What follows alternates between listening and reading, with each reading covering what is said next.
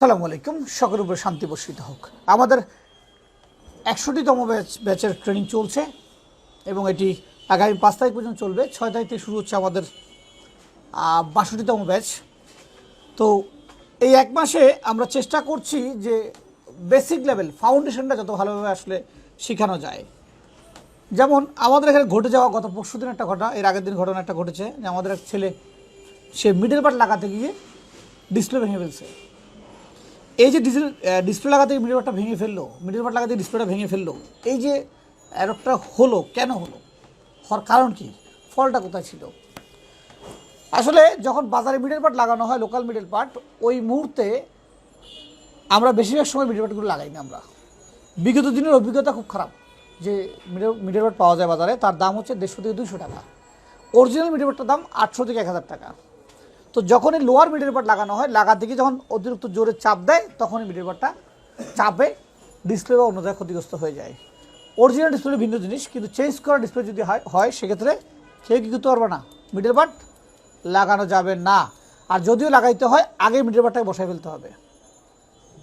যেমন এই যে ডিসপ্লেটা যে পরিমাণ ভাঙছে, এই অবস্থায় কিন্তু লেখা থাকতে পারে, লাইট থাকতে পারে, সুন্দর চলতে পারে, কিন্তু যখন এই ডিসপ্লেটার উপরে গ্লাস বা টাচ, এটার উপরে টাচ, যখন আমি টাচটা চেঞ্জ করতে যাব, তখন আমার কাছে কাস্টমার থেকে এটা রিক্সটা নিয়ে নিতে হবে। রিক্স মানে বুঝো তো, এই যে এত ভাঙা, আমি যখন এটাকে মেশিনে বসাবো সেপারেট করার জন্য, যারা সেপারেট করে, যারা মেশিনটা বসাবে, মেশিন হিটটা লাগবে না এটাতে। যখন মেশিনটা বেশি ঢুকে যাবে, এখানে টেম্পারেচারটা বেশি ঢুকে যাবে, বা তুমি এটাকে কাটতে, ঘামটা কাটতে সময় একটু বেশি যখন নিয়ে নিবা, তখন অটোমেটিকলি ভিতরে কী হবে, স্পট পড়ে যাবে, কালো কালো স্পট হয়ে যাবে, লম্বা লম্বা দাগ চলে আসতে পারে, বা কাটতে গিয়ে যেতে পারে ব্ল্যাক পেপার কেটে যেতে পারে। ওই ক্ষেত্রে কী করতে হবে, বেশি যখন ভেঙে যাবে তখন কাস্টমার থেকে এই রিস্কটা নিয়ে ফেলাটা তুমি সেফ।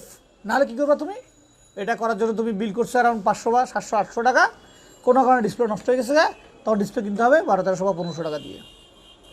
লাভ হলো না লস হলো? প্রকৃতির যে নিয়ম, সেই নিয়ম বাইরে আমরা যেতে পারবো না। পারবো? এই যে শীতকাল, এত শীত পড়তেছে, আমরা চারিদিকে শীত বন্ধ করতে পারবো? আকাশ থেকে বৃষ্টি পড়ে আমরা বন্ধ করতে পারবো? হ্যাঁ, মাটি চলতেছি, মাটির রাস্তাকে বন্ধ করে দিতে পারবো? প্রকৃতির কিছু নিয়ম আমরা মানুষ কখনোই নষ্ট করতে পারবো না। সো প্রকৃতির কিছু ক্ষয় আছে। এই যে প্রোডাক্টটা বানিয়েছে যে কোম্পানি, সে কোম্পানির মধ্যে একটা টেম্পারেচার দিয়েছে, নাকি টেম্পারেচার নাই? প্রতিটা মানুষের টেম্পারেচার আছে না? একজন তোমাদের এখন যে কাজ করার যে বয়স, এটা যখন তোমার 40 বছর 50 বছর পার হবে, তখন কি একরকম থাকবে? তখন ক্ষয় হয়ে আসবে, তখন অলরেডি একটু ঝিমিয়ে আসবে। তো সব কিছু হচ্ছে এরকম। এই ডিসপ্লেটা, এই ফোনটা অ্যারাউন্ড, এটা 17 সালের ফোন বা 18 সালের ফোন, এখন 21 সাল চলতেছে, 21 সাল শেষ, তার মানে কি অলরেডি 3 বছর চলেছে। এটা ক্ষয় হয়েছে না? এটা তো ক্ষয় হইতে হইতে ভাঙার মতো এই অবস্থায় আসছে। তো এমন অবস্থায় গ্রাহক চায় কি, গ্রাহক যেমনটা দেয় তেমনটা ফেরত নিতে চায়। এটা গ্রাহকের স্বাভাবিক একটা কমন সেন্স, যে আমি যেমন দিচ্ছি তেমন আমাকে ফেরত দেন, তাই না?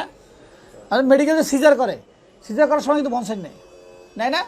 যদি কাটতে সিদ্ধে অন্য কিছু সিঁড়ি ঘটে যায়, আপনার কিছু বলার নাই, কারণ বনসাইন নিয়ে নিছি। তুমি চাইলে করে আইনি ব্যবস্থা নিতে পারবে না, কারণ তুমি বনসাইন দিয়ে ওখানে গেছো। তো ইলেকট্রনিক ডিভাইস, যে ইলেকট্রনিক ডিভাইস জন্ম যখন শুরু হয় তখন থেকে রিস্ক বহন করে। এটা যখন এর জন্ম হয় তখন থেকে কি রিস্ক বহন করে সে। সো কাজে রিস্ক যখন বহন করে সে, তাকে এই রিস্কের বিষয়টা আমাদেরকে গ্রাহককে জানিয়ে দিতে হবে যে কী অবস্থায় আছে, কী একে করতে হবে। যদি জানিয়ে আমরা না দিই, তাহলে আমরা ঝামেলায় পড়বো। কেমন ঝামেলায় পড়বো? যে ঝামেলাগুলো কি, এরকম অকারেন্স ঘরে ঘরে দোকানে দোকানে ঘটতেছে। কেন? একমাত্র অবহেলা। বেশিরভাগ টেকনিশিয়ানগুলো বলতে চায় না, না বলে কাজ করে ফেলে, আদা মাদা করে, তখন কাস্টমারের কাছে এটা হেয় প্রতিপূর্ণ হয়। সো আমরা এই ধরনের ভাঙা ডিসপ্লেগুলো আনলে কাজ করবো না। আচ্ছা, ডিসপ্লে লাগাবো না কখন? কেউ যদি আমাদেরকে বলে, তো যখনই ডিসপ্লে ভাঙানে কাস্টমার আসবে, তখন কাস্টমারকে ভালো করে জিনিসটাকে জানাতে হবে যে ফোনটার অবস্থান কী, এবং আরও ভালো করে জানতে হবে সে এই ডিসপ্লেটা নষ্টটা হইলো কীভাবে, ভাঙলো কীভাবে, কতটুকু উঁচা থেকে ভেঙেছে, এবং সর্বশেষ অবস্থান কী। এরপরে মোবাইলটা আমি খুললাম, খোলার পর যদি দেখি যে বোর্ডটা বাঁকা আছে, কোথাও ব্যান আছে, কোথাও ফাটা আছে, আবার অ্যালার্ট আবার রেড সিগন্যাল, আবার দেখতে হবে না বোর্ডটা কোথাও ভাঙা আছে কিনা, ভাঙা অবস্থায় কল যাওয়া আসা করে কিনা, বা ভাঙা অবস্থায় মোবাইলটা একবার খুলতে হবে, খোলার আবার সব ফিটিং করতে হবে, ফিটিং করবার তখন চেক করতে হবে সিটিংটা গিয়ে সব ঠিকঠাক আছে কিনা। কারণ অনেক সময় হয় কি, এই জিনিসগুলো ভাঙা থাকে, যখন স্ক্রু খোলা হয় তখন ভাঙা পার্টগুলো কী করে জানো, পাট ছেড়ে দেয়, তখনই কি বিপত্তিটা তৈরি হয়, সমস্যাটা তৈরি হয়। সো কাজেই এই বিষয়গুলোর উপরে যথেষ্ট সতর্ক হইতে হবে। মোবাইল ফোনের ডিসপ্লে সমস্যা, প্রচুর সমস্যা আসে। এরপর যখন ডিসপ্লেটা কিনবে দোকান থেকে ডিসপ্লে কেনার সময় কোনোভাবেই এই ডিসপ্লে দোকানদারকে বিশ্বাস করা যাবে না। কী করা যাবে না? আমি ওপেন ভিডিওতে বলছি, নো প্রবলেম। কারণ হচ্ছে এটাই যে যারা ডিসপ্লে বিক্রি করে তারা চায় কোনো ডিসপ্লে তোমাকে ধরে দেওয়ার জন্য, ধরে দিতে পারলে তুমি সে টাকাটা পেয়ে গেলো, এবং পরবর্তী সময় ডিসপ্লে কোনো অভিযোগ দোকানদাররা নেয় না। সো ডিসপ্লে কেনার সময় তোমাকে ভালো করে চেক করে নিতে হবে। আর অবশ্যই খেয়াল রাখবা যে তোমাকে তার দোকানের সর্বশেষ ডিসপ্লেটা দিয়ে দিচ্ছে কিনা, এটা বুঝতে হবে। কোনো কারণে টাচ একটু কম কাজ করে বা চেঞ্জ করে একটা দেন। এখন সে দিচ্ছে কোনো একটা জোর সিপ দিলে টাচ কাজ করে, নর্মালি করে না, হ্যাঁ ঠিক আছে ভাই চলবে নিজের গা না, হবে না, একটা দেন। আর যখন সে বলবে যে না ভাই আর তো না একটাই আছে, তখনই বলতে হবে সামথিং রং, যেটা অন্য কেউ চেক করে রেখে গেছে, তারা যখন নেয় না এটা তোমাকে গছাই দিচ্ছে, বাদ দিচ্ছে। সব প্রোডাক্ট, শুধু এটা না, বিভিন্ন প্রোডাক্ট যা নিব আমি এগুলো নেওয়ার আগে এই বিষয়ে একটা ভাঙা ডিসপ্লে, যখন একটা ডিসপ্লে কেউ নিয়ে আসবে, কী পরিমাণ ভাঙা, কীভাবে ভেঙেছে, কোন অবস্থানে ভেঙেছে, এই জিনিসটা পুরোটা দায়িত্ব দেখার তোমার ওন রেসপন্সিবিলিটি। আর কাস্টমার কোনো রকম এই ঝামেলাগুলোর, এই বিষয়গুলোর রেজিস্ট্রেশন নিবে না। সে আসবে, তোমাকে দিয়েছে ভাঙা ডিসপ্লে, তুমি লাগিয়ে দিছো, লাগানোর পর ভাড়াটা সে বুঝে নিয়ে যাবে, এবং বরাবর চাইবে কি সে 200 টাকা দিয়ে 1000 টাকার জিনিস নেওয়ার জন্য।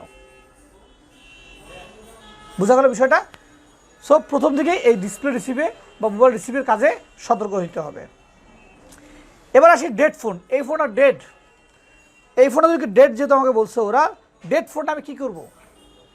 ডেড ফোন রিপেয়ার করতে হলে প্রথমে আমাকে দেখতে হবে যে ব্যাটারি কানেক্টর রিডিংয়ের কী অবস্থা, যে ব্যাটারিকে যে কানেক্টর, সে কানেক্টর রিডিং আছে কিনা, সেন্স আছে কিনা। এরপর যাব আমি, যদি শর্ট থাকে তো শর্টের লাইনে চলে যাব, শর্ট না থাকলে আমি এবার চলে যাবো পাওয়ার সাপ্লাইতে, পাওয়ার সাপ্লাই লাগাবো, পাওয়ার সাপ্লাই এই পাওয়ার সাপ্লাই লাগাবো, লাগানোর পরে পাওয়ার সুইচটা ক্লিক করব। ক্লিক করার পরে যদি কোনো রিডিং আসে তাহলে একদিকে যাব, যদি রিডিং না আসে ভিন্ন দিকে যাব। যদি রিডিং না আসে তাহলে এটা দেখতে হবে পাওয়ার সুইচের ভোল্টেজ আসছে কিনা, ওখানে ঠিকমতো ভোল্টেজ যা ঢুকতেছে কিনা সেটা দেখব। এরপর আমি দেখব যে পাওয়ার সুইচ লাইনটা কোথেকে আসছে, কোন কম্পোনেন্ট বা কোন কাজে যুক্ত করেছেন, সেখানে ভোল্টেজ ঠিক আছে কিনা। যদি ঠিক না থাকে সেক্ষেত্রে আমাকে পাওয়ার সুইচের দিকে আগাইতে হবে। আবার যদি রিডিং আসে, যে রিডিং আসছে 2, 4, 5, 10, রিডিংয়ের একটা ভিন্ন, রিডিং দিয়ে আমরা একটা আলাদা একটা ক্লাস আছে। তো এ পর্যায়ে আমরা এই ফোনটা ট্রেসিংয়ে যাব।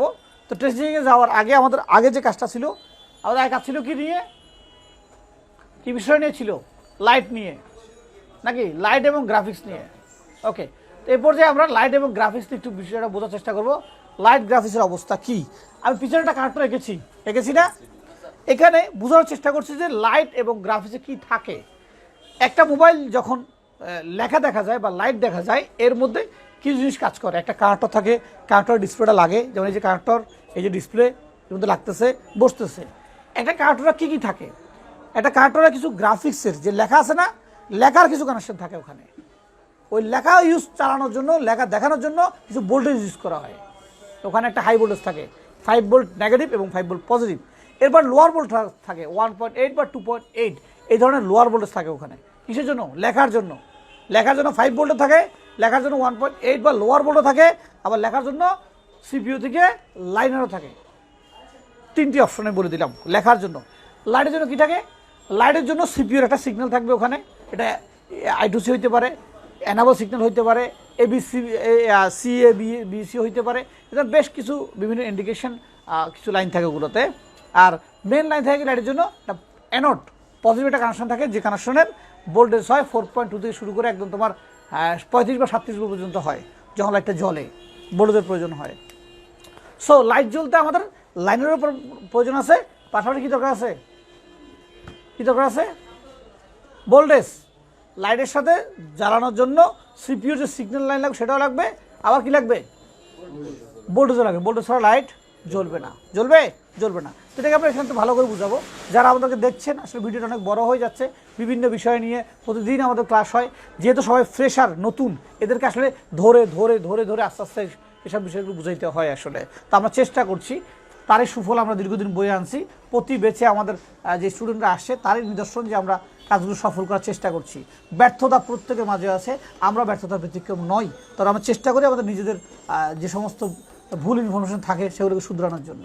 ভালো থাকবেন, সুস্থ থাকবেন, আমাদের জন্য দোয়া করবেন। আসসালামু আলাইকুম।